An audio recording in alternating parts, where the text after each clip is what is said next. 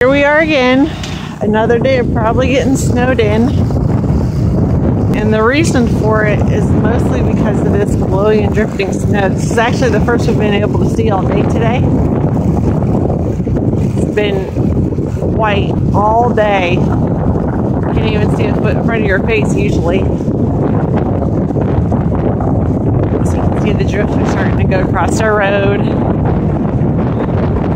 Look out into the field, you can barely even see the windmills because the wind's blowing so hard, just picking up the snow and blowing it everywhere.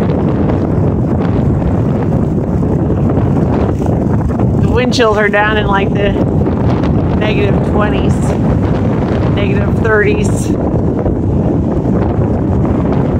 So I'm guessing by tonight we probably won't be able to go anywhere.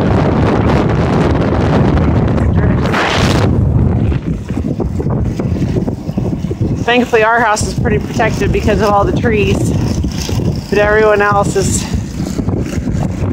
just getting beaten by the wind. It's just crazy. It's a crazy winter.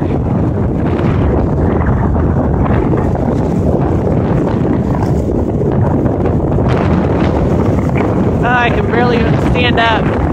It's just nuts.